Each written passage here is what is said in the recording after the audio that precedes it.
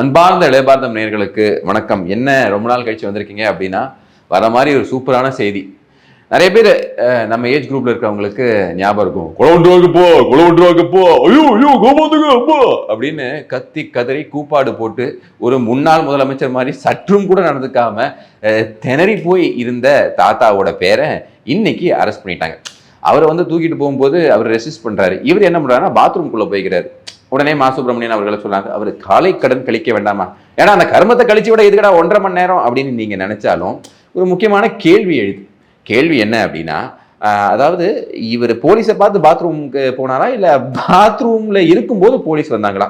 ஏன்னா இவங்க கும்பல் பாத்தீங்க அப்படின்னா போலீஸ் அரெஸ்ட் பண்ண வரும்போது தான் பேண்ட்ல எல்லாம் ஒண்ணுக்கு இருந்த ஒரு கும்பல். ஸோ இந்த கும்பலுக்கு இப்படி ஒரு விஷயம் நடந்திருக்கு அப்படின்னு நினைக்கும் போது உள்ளபடி மனசுக்கு ரொம்ப சந்தோஷமா இருக்கு. இது சரியா தவறா, சட்ட சிக்கல்கள் என்ன, அதுல இருக்கக்கூடிய நுணுக்கங்கள் எல்லாமே நம்ம பார்ப்போம்.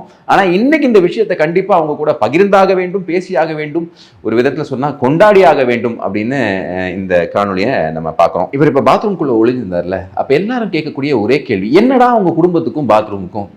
அவரும் கக்கூசிலே உட்காந்து அப்படியே அங்கிருந்து வந்து டிக்கெட் எடுக்காம வந்தாரு அப்படின்னு பேசிக்கிறாங்க. நீ என்னடானா அரெஸ்ட் ஆக போகும்போது உள்ள போய் உட்காந்துக்கிற, ஏன்டா வேற இடமே கிடைக்கலையா அவங்களுக்கு அப்படிங்கிற கேள்விகள் இருந்தாலும் நம்ம கொஞ்சம் எஸ்டிடி, அதாவது வரலாறை புரட்டி பார்ப்போம். இது ஃபர்ஸ்ட் டைம் உதயநிதி அவர்கள் இப்படி பேசுறது இல்லைங்க. இன்னைக்கு வந்து திரு உதயநிதி அவர்கள் ரொம்ப இழிவாக கொச்சையாக ஒரு பெண்மணியை பேசுவதற்காக அரெஸ்ட் செய்யப்பட்டிருக்காரு. அதாவது தஞ்சாவூர் போலீஸ் வந்து அவங்களை அரெஸ்ட் பண்ணிருக்கு. ஆனா இது ஃபர்ஸ்ட் டைம் கிடையாது. Is a habitual offender. அதாவதுங்க இந்த கும்பலாக இந்த பசங்கள்லாம் இருந்து ஒரு ஒரு ஒரு கொச்சையாக பேசக்கூடிய விஷயங்கள்லாம் பார்ப்போம்ல, அதைத்தான் இவர் ரெகுலரா பண்ணிக்கிட்டு இருக்காருன்னு நினைக்கிறேன். அதனாலதான் கொஞ்ச நாளைக்கு முன்னாடி எடப்பாடி பழனிசாமி அவர்கள் அவரோட பல விஷயங்கள்ல வந்து நீங்க கிரிட்டிசைஸ் பண்ணலாம். அவரோட செயல்திறன் ஒழுங்கா இல்லை, அவர் கட்சியை ஒழுங்கா வழி நடத்தல அப்படிங்கிற 1008 விஷயத்த நீங்க விமர்சனம் வைக்கணும். அதுதான் வந்து ஒரு எதிர்கட்சி எதிரி கட்சி குறிக்கக்கூடிய வேலை. ஆனா சசிகலா அவர்களோட காலுக்கு நடுவே கூட போயிடுவாரு அப்படின்னு சொல்றது எந்த விதத்துல ஏத்துக்க முடியும்? அங்கேயும் கேஸ் ரெஜிஸ்டர் பண்ணப்பட்டுச்சு அப்படிங்கிறாங்க, பட் எந்த ஆக்ஷனும் எடுக்கல.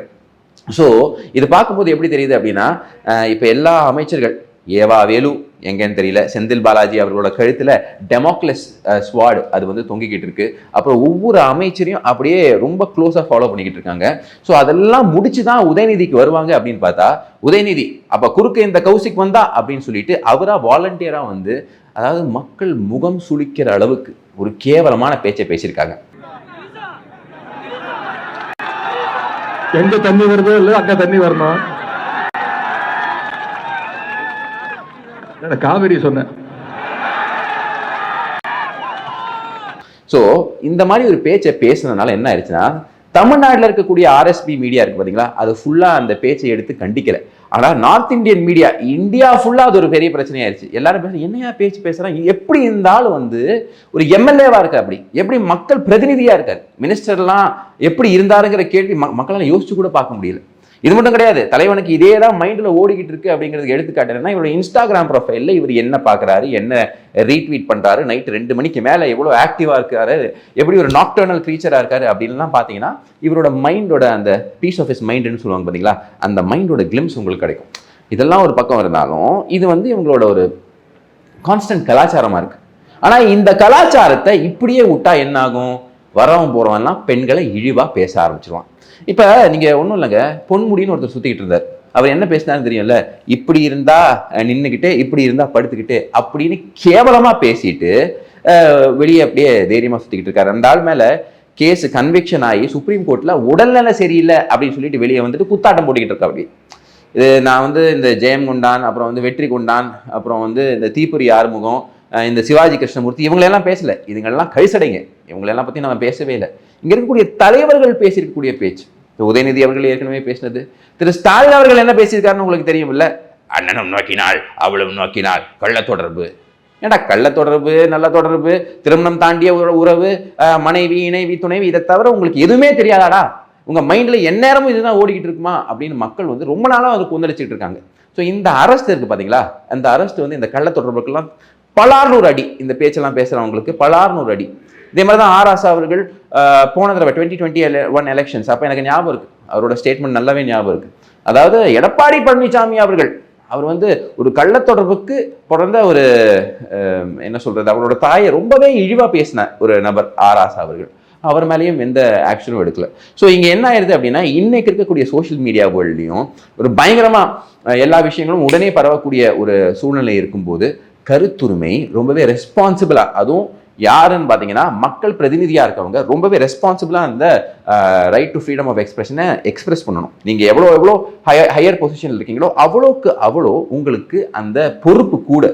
அப்போ ஏதோ தெரியாதவன் பேசினா அது வேற விஷயம். பட் உங்க இவ்வளோ பெரிய பொறுப்பில் இருக்கும்போது ஒவ்வொரு வார்த்தையும் அந்த கண்ணியத்தோட பேச வேண்டும். அப்போ இந்த இடத்துல இப்படி பேசிட்டு நாங்கள் வந்து கருத்துரிமைங்க, நாங்கள் ஃப்ரீடம் ஆஃப் ஸ்பீச் அப்படின்னு திமுக பேசுறது வேடிக்கையாக மட்டும் இல்லை, ஒரு சினிஸ்ட்ரல் டிசைன். திமுக ஆட்சியில் இருக்கும்போது திரு ஸ்டாலின் அவர்களை ஏதோ ஒரு ஒரு மீம் போட்டாங்கன்னு சொல்லி எத்தனை பேர் அரெஸ்ட் பண்ணீங்க? எத்தனை பாஜக காரங்களை, பாஜக ஆதரவாளர்களை, அதிமுக காரங்களை உங்க ஐடி விங்க வச்சு அரெஸ்ட் பண்ணீங்க? எதுக்கு? ஸ்டாலின் அவர்களை விமர்சிச்சாங்க அப்படின்னு. இன்னைக்கு பெண்ணை பத்தி இழிவா பேசின இந்த உதயநிதி ஸ்டாலின் அவர்களை அரெஸ்ட் பண்ணல அப்படின்னா it will set a bad precedent. So இந்த இடத்துல திரு விஜய் அவர்களை பாராட்டியே ஆக வேண்டும். ஒரு குவெஸ்டின் அவர் முன்னாடி போய் வைக்கிறாங்க. அதாவது இந்த மாதிரி அவங்கள விமர்சிக்கும் போது ஒரு பெண்ணை இழிவுபடுத்தி பேசியிருக்காங்க, நம்ம என்ன பண்ணோம் அப்படின்னு இருக்கும்போது ஒரு புதிதாக வந்திருக்கக்கூடிய ஒரு சீஃப் மினிஸ்டர் சரி அட்வைஸ் ஜென்ரலாக அவங்களுக்கு என்ன கொடுக்கப்படும்னா, சார் அதெல்லாம் விட்டுருங்க சார், ஏன்னா அவர் லீடர் ஆஃப் ஆப்போசிஷன். அப்போ அந்த லீடர் ஆஃப் ஆப்போசிஷன் வந்து அவங்க வந்து ரொம்ப ஒரு ஃபோர்ஸ்ஃபுல்லாக வந்து உங்களுக்கு அகேன்ஸ்டாக வருவாங்க, அதனால நாளைக்கு இருக்கக்கூடிய பட்ஜெட் தொடர் பாதிக்கப்படலாம், அதனால வந்து இதை வந்து ஒரு பிரச்சனையாக கொண்டு போகிறதுக்கு வாய்ப்பு இருக்கு அப்படிங்கிற கவுன்சில்லாம் போனாலும் விஜய் அவர்கள் என்ன பண்ணியிருக்காங்கன்னா, இது தவறு, இந்த மாதிரியெல்லாம் விட்டுட்டு போக முடியாது. அவர் என்ன விமர்சிச்சா பரவாயில்ல, ஆனால் பெண்களை ரொம்ப இழிவாக ஸ்டேஜில் தைரியமாக விமர்சிக்கிறாருன்னா இந்த ட்ரெண்டு கண்டினியூ ஆகிறதுக்கு எல்லா வாய்ப்புகளும் உண்டு. அதனால சட்டம் தன் கடமையை செய்யட்டும் அப்படிங்கிற அந்த ஃப்ரீ ஹேண்ட் கொடுத்துருக்காரு பார்த்தீங்களா, அதற்கு திரு விஜய் அவர்களுக்கு வாழ்த்துக்கள். பொதுவாக இந்த மாதிரி விஷயங்கள் நீதிமன்றத்தில் நிற்குமா அப்படின்னு பார்த்தீங்கன்னா, இந்த மாதிரி கேசஸ் எல்லாம் நிற்கிறது ரொம்பவே கஷ்டம். In fact G K. இளந்தரையன் அவர்கள் முன்னாடி ஆன்டிசிபேட்டரி பெயில், அதாவது இந்த உதயநிதி அவர்களோட அந்த வழக்கறிஞர் இருக்கார் பார்த்தீங்களா, ஹசன் முகமது ஜின்னா அப்படின்னு சொல்லிட்டு, இவர் தான் எக்ஸ்-பிபியாக இருந்தார். ஸோ இவர் பார்த்தீங்க அப்படின்னா ஒரு திமுகவோட கொத்தூஸ்னு சொல்லலாம். அந்த கொத்தூஸ் போய் ஜி.கே. இளந்தரையன் அவர்கள்கிட்ட எனக்கு ஆன்டிசிபேட்டரி பெயில் வேணும் அப்படின்னு கேட்டிருக்காங்க. எதுக்கு ஆன்டிசிபேட்டரி பெயில்? நீ தான் தவறே பண்ணலையே, தைரியமாக போயிடல, ஜெயிலுக்கு போயிடக்கூடாது, ஏன்னா வாய் வந்து அஃபெக்ட் ஆகிற வாய்ப்பு இருக்குல்ல தந்தை மாதிரி, அதனால் அந்த பயத்தினால ஜெயிலுக்கு போயிடக்கூடாது. எந்த தவறும் பண்ணலன்னா, ஆமாம் நான் தவறு பண்ணல, நான் இன்வெஸ்டிகேஷனுக்கு வரேன், நீ என்ன வேணால் கேள்வி கேளு, என்னை எங்கே வேணால் கொண்டு போ அப்படின்னு சொல்கிறதுக்கு தில்லும் தைரியமும் திராணியும் இருக்கணும்ல, ஜெயிலை பார்க்கறதுக்கு தைரியம் இருக்கணும்ல.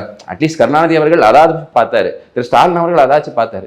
உங்களால் அது கூட பார்க்க முடியாது, ஏன்னா உங்களால் தனியாக ஜெயிலில் சர்வைவ் பண்ண முடியாது, உங்களோட சர்வைவல் ஸ்கில்ஸே அவ்வளோதான். ஸோ இந்த அளவுக்கு ஒரு கடுமையான நடவடிக்கை திரு விஜய் அவர்கள் எடுத்திருக்காரு. ஸோ நீதிமன்றத்தில் பார்ப்போம், இதில் வந்துட்டு கிட்டத்தட்ட 6 செக்ஷன்ஸ், இப்போ 9 செக்ஷன்ஸ் அப்படிங்கிறாங்க, 6 செக்ஷன்ஸ். மெயினாக இதில் என்ன செக்ஷன் அப்படின்னா, அவுட்ரேஜிங் த மாடஸ்டி ஆஃப் அ உமன், அதாவது ஒரு பெண்ணை இழிவாக பேசின ஒரு அந்த செயல், அதுதான் இங்கே வந்து இருக்கிறதுலே முக்கியமான அந்த விஷயம். அது நீதிமன்றம் இப்போ எப்படி பார்க்குது இந்த விஷயத்தை? ஒரு லீடர் ஆஃப் ஆப்போசிஷன் பேசியிருக்காரு, இதில் வந்துட்டு அவரோட அந்த பெண்மணியோட பேரை வந்து திரு உதயநிதி ஸ்டாலின் அவர்கள் சொல்லலை. ஸோ அதை வச்சு இவங்க என்ன சொல்லுவாங்கன்னா, நாங்கள் தான் எந்த பேரும் சொல்லலையே, because defamation has to be direct, it has to be explicit அப்படிங்கலாம் போய் வாதாடுவாங்க. ஆனால் நீதிமன்றம் வெறும் ப்ரொசீஜர் எஸ்டாப்ளிஷ் பை லா மட்டும் பார்க்காது, அது டியூ ப்ராசஸ் பார்க்கும். இந்த சட்டம் எதற்காக உருவாக்கப்பட்டது, இந்த சட்டம் எதற்காக உருவாக்கப்பட்டது அப்படின்னா, பெண்களை யாரும் இழிவாக பேசிட்டு எஸ்கேப் ஆயிடக்கூடாது. ஸோ அந்த சிம்பாலிக்காக பேசுறது அதையுமே ஒரு லிபரல் இன்டர்பிரிட்டேஷனில் பார்ப்பாங்களா, ஸ்ட்ரிக்ட் இன்டர்பிரிட்டேஷனில் பார்ப்பாங்களா, ஹைகோர்ட் இந்த விஷயத்தை எப்படி பார்க்குது அப்படிங்கிறது எல்லாத்தையும் நம்ம வெயிட் பண்ணி தான் பார்க்கணும்னு இருந்தாலும், இன்னைக்கு பார்த்தீங்க அப்படின்னா நிறைய பேர் இதை ரிஜாய்ஸ் பண்ணுறாங்க. நீங்களே கமெண்ட்ல என்ன போடுங்க அப்படின்னா, இது சரியா தவறா அப்படிங்கிறத தாண்டி நீங்கள் என்ன ஃபீல் பண்ணுறீங்க, அப்பா ஜாலியாக இருக்கா, ஐயோ பாவம், எப்படி நீங்கள் ஃபீல் பண்ணுறீங்களோ அதை பற்றி நீங்கள் ஒன்று போடுங்க. ஆனால் இது ஒரு வெரி குட் பிரசிடென்ட்.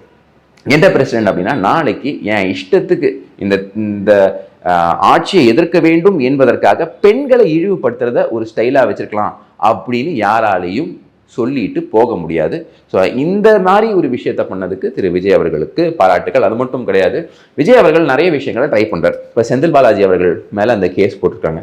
ஆனால் பார்த்தீங்க அப்படின்னா அதில் வந்து 13,000 அக்யூஸ்டு. ஸோ இந்த மாதிரி செந்தில் பாலாஜி போன்ற ஆட்களை உங்களுக்கு தூக்கி உள்ள வைக்கணும் அப்படின்னா, சிஸ்டம்க்கு அகேன்ஸ்டாக இருக்கக்கூடிய கேஸை யூஸ் பண்ணி அவரை வைக்க ட்ரை பண்ணாதீங்க. ஏன்னா அவங்க என்ன பண்ணுவாங்கன்னா, தே வில் பரி த ப்ரொசீடிங்ஸ் இன் டாக்குமெண்டேஷன் ஒர்க். இவ்வளோ அக்யூஸ்ட் இருக்காங்க, இவ்வளோ விட்னஸ் இருக்காங்க, இவங்க எல்லாரையுமே விசாரிக்கணும், அதற்கு பயங்கரமாக நேரம் தேவைப்படும். ஆகையினால அந்த ப்ரொசீஜர் இழுத்துட்டே போயிடுவாங்க. உங்கள் ஆட்சி காலம் முடிகிற வரைக்கும் அதை எடுத்துகிட்டு போகிறதுக்கு உண்டான எல்லா திறமையும், அதற்கு உண்டான எல்லா வேர்வைத்தாலும் அவங்க கிட்ட இருக்குது. ஸோ நீங்கள் என்ன பண்ணணும் அப்படின்னா, ஒரு FL2 லைசன்ஸ் எடுங்க. ஒரே ஒரு FL2 லைசன்ஸ். அங்கிருந்து ஒரு கம்ப்ளைண்ட்டை இந்த மாதிரி இவர் முறைகேடு பண்ணியிருக்காருன்னு ஒரே ஒரு கேஸ் அகைன்ஸ்ட் செந்தில் பாலாஜி பர்சனலாக எடுத்துட்டு அந்த கேஸை நீங்கள் முன்னுக்கு கொண்டு போங்க.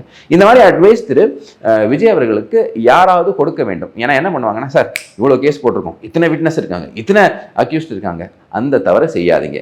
இண்டிவிஜுவலாக நீங்கள் நம்பக்கூடிய ஒரு ஆளை இதற்கு அசைன் பண்ணிட்டு get them inside the prison, convict பண்ணி அவங்க 6 வருஷம் இனிமே வந்து இந்த எலக்டோரல் ப்ராசஸில் ஒரு பார்ட்டாக இருக்க முடியாத அளவுக்கு பண்ணுங்க.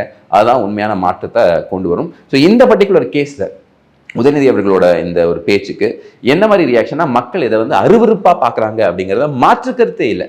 இந்த கொத்தடிமைஸ் 200 ரூபாய்க்கு வேண்டி இந்த ஊபி, அதாவது நாய் பிழைக்குமா இந்த பிழைப்பு அப்படிங்கிற மாதிரி இருக்கக்கூடிய அந்த ஊபிஸ் வேணா இதுக்கு போய் சப்போர்ட் பண்ணலாமே தவிர, இதை ஆதரிக்கக்கூடிய நபர்கள் ஒன்று அவங்களுக்கு இங்கே ஏதாவது பிரச்சனை இருக்கும், இல்லைன்னா இது ரொம்ப கரெக்டாக இருக்கணும். இதுதான் நிதர்சனமான உண்மை. என்ன நடக்குது இதுக்கப்புறம் அப்படிங்கிறத நம்ம க்ளோஸாக பார்ப்போம். But I am very happy அப்படின்னு சொல்லி உங்ககிட்ட இருந்து விடைபெறேன். வணக்கம், ஜெய் ஹிந்த்.